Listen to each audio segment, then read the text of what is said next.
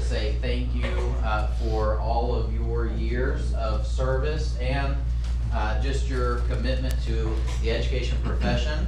And I will say this, and it really goes without saying, but when we talk about the number of years that you guys have been doing this, and in Bethany, but in general for all kids, that is thousands of lives impacted by what you guys have done. And I know this is probably a very hard thing for you because sometimes our heart is still in it.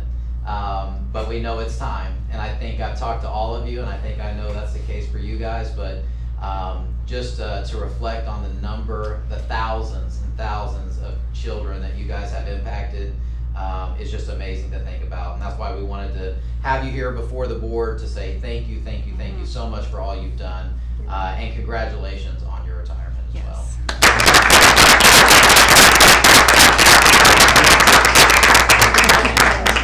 Now you guys are welcome to stay, but the meeting is going to be longer, so you're also welcome to Thank you so much. Thank you. Hi, thank you so much. I'll see you tomorrow. See you tomorrow. Can't miss. Okay, bye-bye. Thank you. Item 4, discussion and possible action on the bids received from Lingo Construction for a GMP of $1,004,663. So Jacob Lingo had a conflict this evening with one of his kids with school activities, so I'm stepping in for him. I'm gonna go as quick as I can because I understand we've got some time constraints. Just to give you an update on schedule, it's probably a little hard to see right there, but essentially we're in, today's date is our scheduled board meeting. We'll have, we're hopefully get accepted for GMP numbers. We'll be able to schedule construction to start right toward the end of the school year. For a summertime project to be complete. The anticipated date is August 8th, hopefully trying to get everything wrapped up. There might be some loose ends they're still dealing with as school starts. And then also just to point out, this Friday, this is phase 1, so the number you just mentioned there, and we'll talk about what it is, specifically the track resurfacing, fencing, and concrete. That's kind of broad brush items. This Friday, we're wrapping up the next phase kind of 1B, if you will. That's bleachers. We did end up needing to put the concession renovation on hold just from a numbers standpoint for now, and so we'll talk about that just for briefly. But then I believe the June 26th meeting, the second meeting in June that you'll have, we'll be back to talk about where the bleachers numbers came in. And we're trying to create lots of flexibility for you that, and you might want to hold off just for a moment until I use that word a little too much. So just kind of, I intended to do this a month ago or so and give you a brief update, but basically this is our demolition plan, just a very high level view. We're taking off 4 inches of the track surface plus the asphalt that's underneath at the subsurface.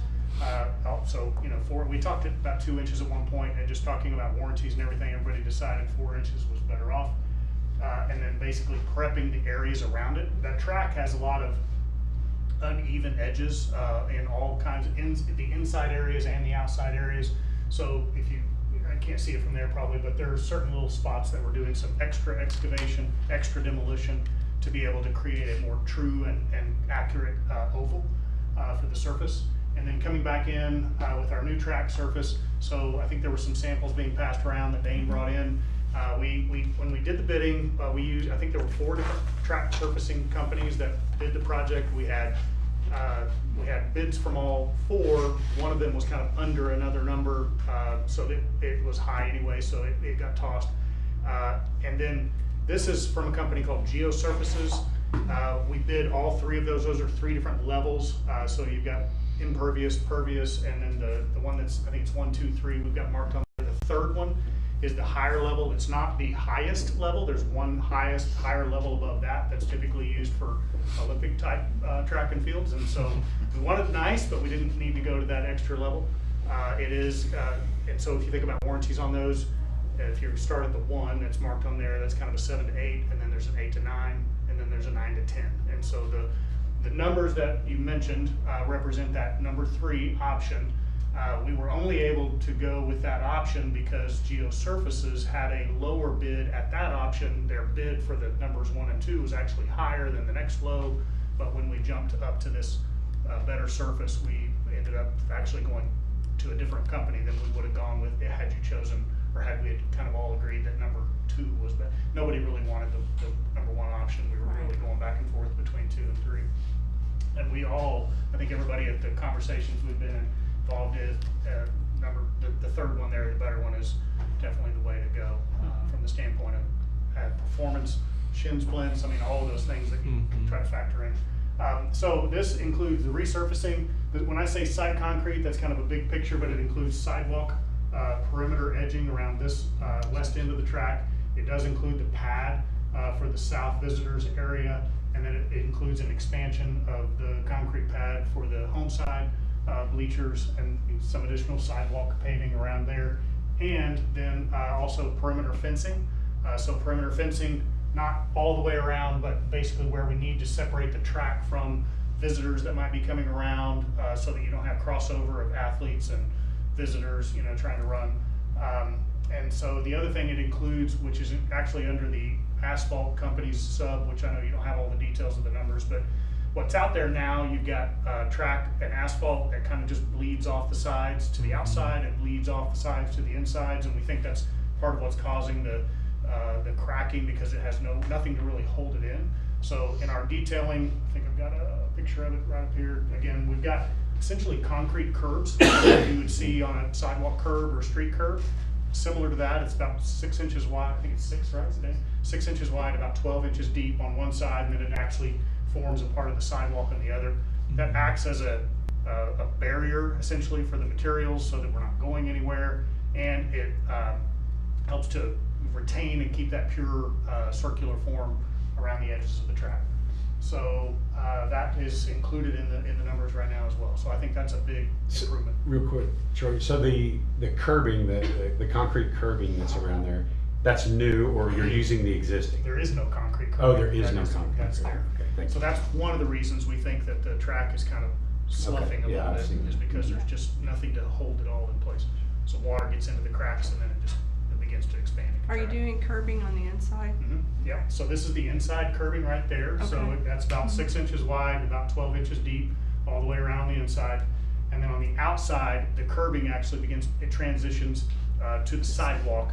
And we've got, I think it's about 2 feet or so roughly between in the outside lane of the track, which that is the color we ended up going with. There's a variety of different colors, but based on warranty and price, we needed to stick with kind of the traditional rubber type color, the orange there.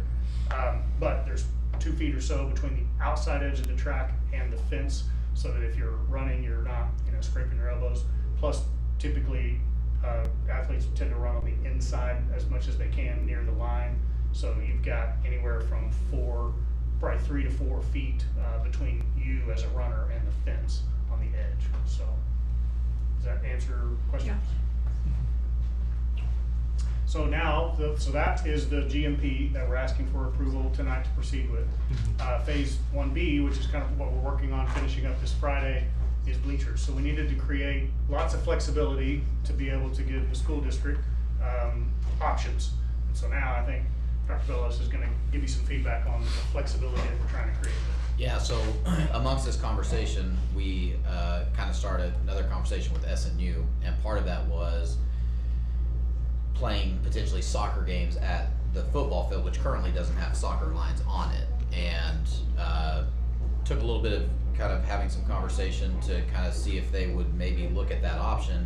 They kind of came to us and said, hey, we might need to look at turf before long, and you've partnered with us in the past with this, and we might need to look at that. Well, whenever that conversation came, we're like, well, we're about to commit a lot of money to track and bleachers, and if we do that, we don't know how much you guys are going to ask for, but that could cause a little bit of a financial problem for us at that time. So we met with them. We've had good conversations with them, nothing finalized, but they are open to the possibility of using the football field for soccer as well for our home games, as we look to partner them with turf on that. So nothing finalized there, but what we would like to do is, we know the track needs to be done because it's got cracks and it's in very bad shape. We would like to do the pads for potential future look at bleachers. But we also might have less of a need for bleachers if we look to have our home soccer games at SNU as well. And so this kind of gives us flexibility. We still could put in some form of bleachers over at on the other side there, but maybe not to the degree that we were looking to spend, you know, a few $100,000 on bleachers. We could look to put that towards possibly turf and working with SNU for that. So that's kind of a thought right now, is to focus on the track. We definitely need to do that. But the bleachers, we have a little bit more flexibility. If we put some of these things in place, we still could put some smaller temporary bleachers on the visitor side if we want to do that. But then we can maybe shift some of that money towards working with SNU to be able to play our home games, soccer games over there. So that would be the kind of future flex. Or if we down the road want to do bleachers, we have the ability and everything's kind of laid for that to happen too. So the flexibility we're trying to build into the drawings, the specs, and the bids, which Lingo will be accepting bids on the bleacher sections as well, is we always want to start with the lowest cost option. So in this case, lowest cost option is the base bid, which is going to be shifting your existing bleachers to the west about 30 feet or so, realigning the center of the bleachers, center and the press box, center of the press box, with a new realigned field. So right now the field is shifted further to the east. We're getting new, we'll include new goalposts for the football field as well. And so by repositioning the field, we've got an extra line of irrigation heads that we'll need to install on this side. But new goalposts, new field alignment, shift the bleachers to the west. The base bid also includes shifting the existing press box to the west to align up. So now everything kind of just gets centered on the field on the 50, which I think is better in most, in just about all cases, if I'm not mistaken. So that's base bid. We're trying to keep it as low a cost as possible. You'll still end up with 505 calculated seats on the home side bleachers, with nothing down here but concrete at that point, unless you do some temporary options that you could bring in. So that's the base bid.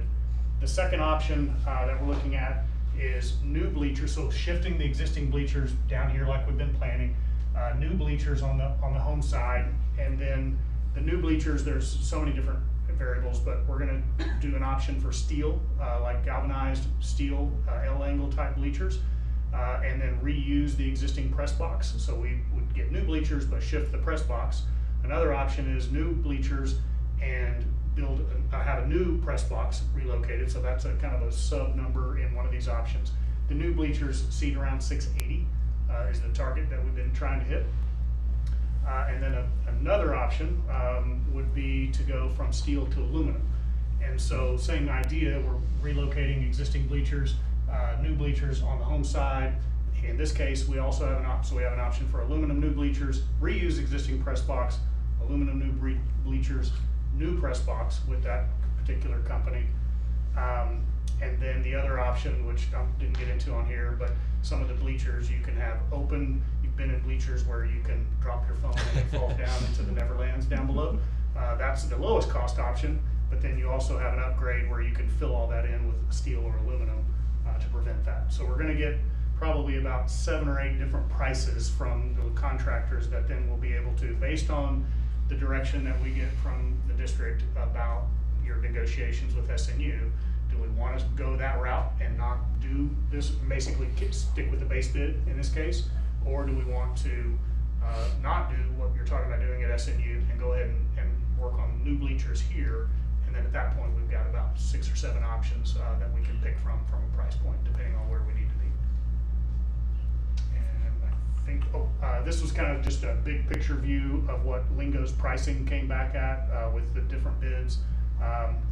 So this of course does not include the bleachers.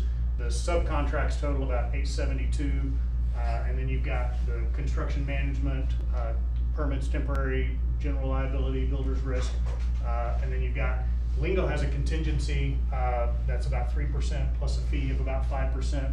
That, all of those numbers total up to that $1,004,000. When you take that number and roll it into the big picture, so we're trying to be under 1.25 right now. We've got A&E expenses, plus there's that number from Lingo. So if you're looking at big picture, fitting into the budget, we're at 1.186 right now. So we're under that 1.25. But this gives us about 300, if we're trying to say no more than 1.5, it gives us about 300,000 or so as negotiations for SNU or potentially for bleachers, one version of the bleachers or another. And I think that's it. So, any questions that you have of me tonight? I think there is an agenda item for action, and if you vote and go forward, then I'll communicate that to Lingo and they'll start their mobilization contracts with subs. I make a motion to approve and accept the bids received from Lingo Construction for a GMP of $1,004,663. Second. Roll call vote?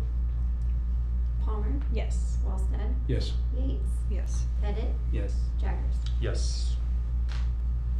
Thank you. Thank you. Yep. Thank you. I'll let them know to get going. Thank you. Thanks, Jordan. Make a motion to, go ahead and not show up there. Motion to go into executive session.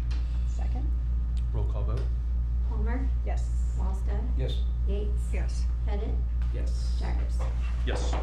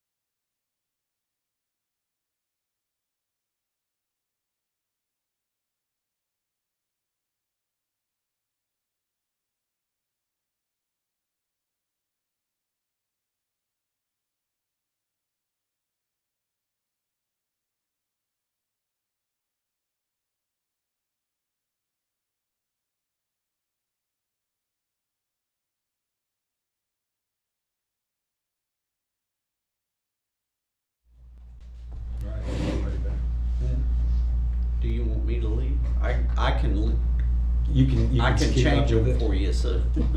If you refresh, I made you leader, or I You made did, you the okay. ability to be leader. Okay. So lead right there. There we go. There you go. Does it change when I do this? Click on it.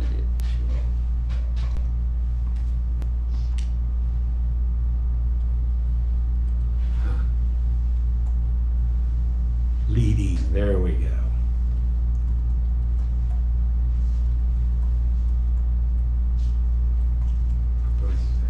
Okay, here we go. Sorry, thanks for everyone for bearing with us here. All right. During executive session, only members of the board and the superintendent were present. The only items discussed were those listed on the agenda and no votes were taken. I would like to note that Lisa Yates and President Chad Jaggers left the meeting during executive session. So do I have a vote to it's acknowledged. Yeah. Yep, great. Make a motion to remove the reassignment certified administrative employees from addendum A. Second. Roll call vote. Okay, hold on. So you guys are adjusting addendum A? I didn't yes. We're adjusting A. Okay, And what did then you we say you will were vote doing? on What are you taking off of it?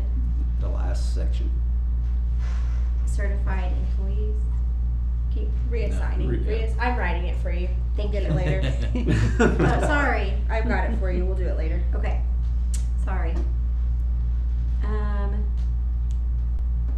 Do we need roll call for that? Do we need, Yeah, You're right. I seconded. Yeah. okay. Second. Roll call vote.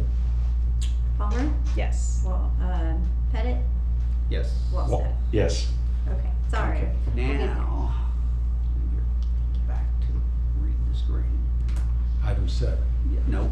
We still have to- Motion to improve the employment of personnel in addendum A for the 25-26 school year is authorized by 25 OS section 307B1 as amended. Second. Roll call vote. Palmer? Yes. Pettit? Yes. Wallstead? Yes. Now, so, Item 7, motion to approve the employment of personnel in addendums B as authorized by 25 OS section 307B1. so move. Second. Roll call vote. Okay. Palmer? Yes. Pettit? Yes. Wallstead? Yes.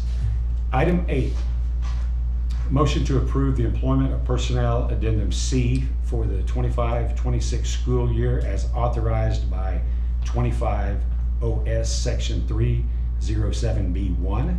So moved. Second. Roll call vote. Palmer? Yes. Pettit? Yes. Wallstead? Yes. Item 9, motion to approve the employment of personnel in addendum D for the 25-26 school year as authorized by 25 OS section 307B1. So move. Second. Roll call vote. Palmer? Yes. Pettit? Yes. Yes. Item 10, motion to approve the employment of personnel in addendum E for the 25-26 school year as authorized by 25 OS section 307B1. So moved. Second. Roll call vote. Palmer? Yes. Pettit? Yes. Wallstead? Yes. Item 11, motion to approve the reappointment of Delana Massey, treasurer for fiscal year 25. So moved. Second. Second. Roll call vote. Palmer? Yes. Pettit? Yes. Wallstead? Yes. Item 12, oops. Motion to approve to allow specific seniors with less than 25 credit hours normally required by the district, but meet the state's minimum requirements for graduation. So real quick clarification Yeah. on this. This is students who may be in alternate education programs and one student who moved to our district with other requirements, and so they just weren't on our track to get to 26. So they are getting 23, but that's why they're in any of the students, yeah. As a point of clarification or information, we require 26 hours. The state requires how many hours? 23. Okay, and for the general public, why do we do that? What do we feel like is the, Yeah, it just higher expectations and some of it too, and I'll let Mr. Jewell, kind of talk to it too. So higher expectations. Also, I'm guessing it has to do with just their schedule and when they get to senior year and what that looks like for them. But speak on that a little bit more. If you have, if you just go 7 hours every year, 7, 14, 21, 28, you get to 28. So really what happens is their senior year, they get to have a little more flexibility. And we still want them to come to school. I mean, otherwise it would be there, it'd be a little less. I think it's definitely worth the conversation to change, to just go what the state wants to do. But our expectations are pretty high and we want our kids to be in school as much as we can. But typically it's just because we want them in the building. We think it's a good place for them to be at and hopefully learn something. Maybe an elective too. Also, some kids are so handicapped by being involved in so many things. If you're in band, choir, soccer, you got 3 electives that are in different seasons. You can't take all the core courses or the other courses you need to graduate. So that's why we have that extra numbers. okay. And how many, do we have a number of students? How many, what's that number look like? From memory, I think it was, For 26, for the 26 to 23? yeah, was it 13? Yeah, it's not very many. 13. Yeah. I remember that number, just having a list. Is that pretty It's about standard, the same as about each year? It's right about that? As far as I remember, from last year, it was about the Okay. same. Yeah. Okay. Roll Roll call vote? motion. Oh, okay, excuse me. Wait, you read it, so moved. So moved. Second. There we go. Roll call vote. Palmer, Yes. Pettit, Yes. Wallstad. Yes. All right, the consent agenda.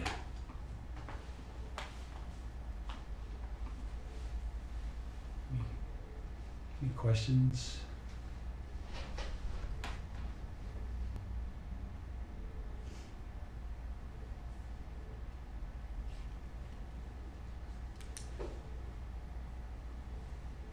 On the SNU facility use agreement, is that Mhm.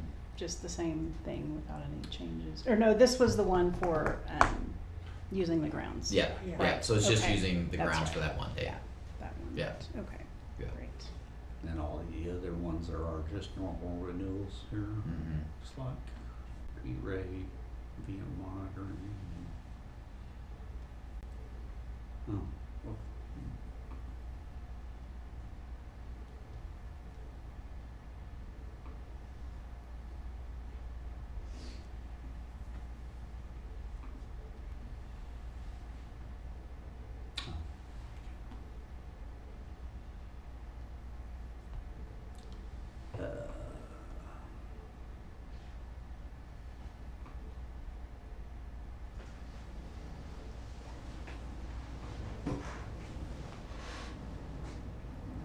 I don't have any other Any questions. questions, Angela? Okay. Do you want me to review the financial? That would be great. Okay. Activity fund, we're wrapping things up. I asked Gretchen this morning how many cash boxes we had out, and she said like 10, so we're still going strong. So it's good. We're projecting an ending balance, we're an ending balance for April of $556,000, so we've paid a lot of bills out of activity fund. There are a couple that have some negatives. We're in the process of entering some deposits, but they're very slight, and we have deposits to go in there, so I'm not concerned about any of those. And then once we get to the function summary report, you will see that I've adjusted the budget based on the amendment that we made last month. So we're in very good shape, and we just have a few more things that we're going to encumber, and we'll talk about the parking lot project here in a minute. Any questions on the function summary report? Okay. For the tracking sheet, we're doing pretty well.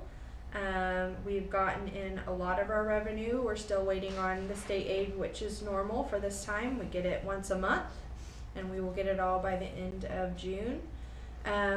We did some federal programs claims, and we've gotten some federal money in, and I've done some more claims, and I think we're going to be pretty close on collecting in all of that money, so doing well.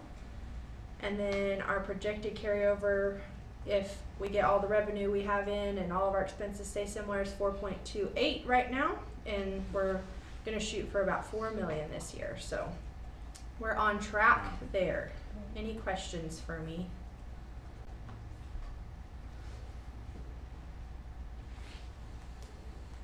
Okay.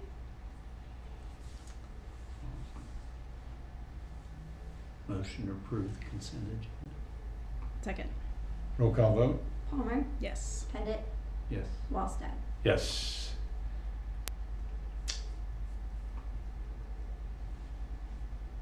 Item 14.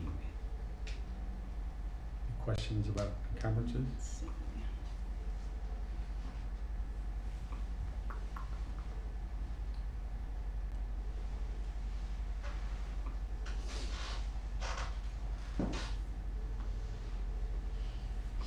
It's good to see the Digital Hall of Fame hardware and software in there. Mhm.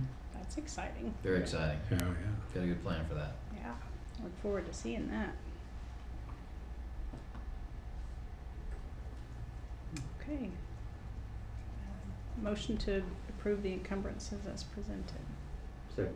Roll call vote? Palmer, Yes. Pettit, Yes. Wallstad. Yes. Item 15. Mr. Wallstad, will you read those out loud? Will you say item 15 and then I sure will. discussion and possible board action? Item 15, Thank you. discussion and possible action of the west parking lot bid by Ellsworth Construction. So we did a parking lot bid for the west parking lot. It actually came in less than we had originally thought, and they were the lowest bidder, and you can see the bid analysis as an attachment.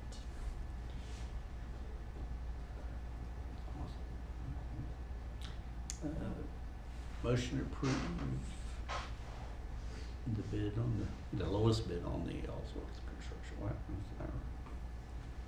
I Second. guess I better read it. You wanna read it? Okay. I'll let you go ahead, Les. Read it. Motion to accept Ellsworth construction bid for the west parking lot. Second. Roll call vote? Palmer, Yes. Pettit, Yes. Wallstad. Yes. Item 15, item 16, excuse me. All right, here we are with the Yeah, you just gotta read that first little line. discussion of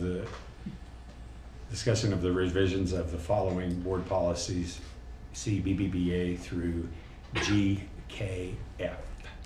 So these are just the last set of policies that we'll be presenting to you guys to look at, and then hopefully in June, hopefully early June, OSSBA will be able to put together our whole policy book with all the edits and changes, and then that will be for approval at that point with all the policies. So been quite the journey to get here, but we're near the end. So this is just another set of policies that we've reviewed and made a few little edits here and there to match our policies, but feels good to be at the end of that. Any questions about those? Thank you to all. I know the administrators work very hard Yeah. through all of these. I mean, we see this list every month Yeah. or every meeting, and so thank you. We've now officially read every word Word in there.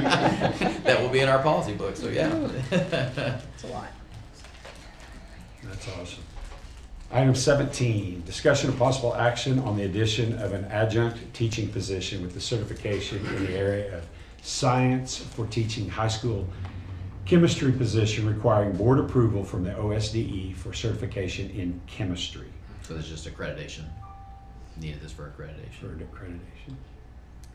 Motion to approve the addition of an adjunct teaching position with certification in the area of science for teaching high school chemistry position requiring board approval from OSDE for certification in chemistry. Second. Roll call vote? Palmer, Yes. Pettit, Yes. Wallstad. Yes. All right, staff reports. Busy time. Busy, busy. Mhm. Ooh. Home stretch.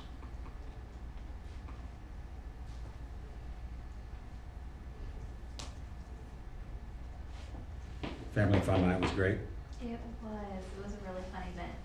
A lot of our teachers tried to get creative ways this year to come up with different activities for families. So it was a fundraiser, but also a really good community event. So it was great. I will say though, that weekend I was very tired. Starting back the next week, all of our staff were very tired, but it was worth it. As part of the high school report, I guess we could report that the girls won tonight, right? Yeah, yeah. Woo! Move on to the state championship game then. Who will they Yes. play? Ooh. Winner of Holland Hall and Weatherford. They're playing right now, so we don't know. Okay. Somewhere. It's amazing. Yeah. That's good. Any other things?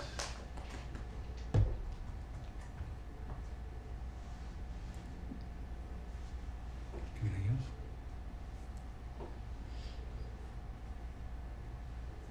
Nope. Information items. We've got baccalaureate May 20th at New Church at 7 p.m. Welcome the board and any administrators to attend that. It's always a great event to go to. We also have graduation May 22nd at Bethany First Church at 7 p.m. So can't believe we're already here, but here we go. Fantastic. Board member comments. Anyone have anything? Hard to believe this is the last Yeah. school board meeting of the school year. Yeah. Yeah. With students, certainly it never ends around here, right? But thanks to the teachers, Yeah. all the administrators for another fantastic year.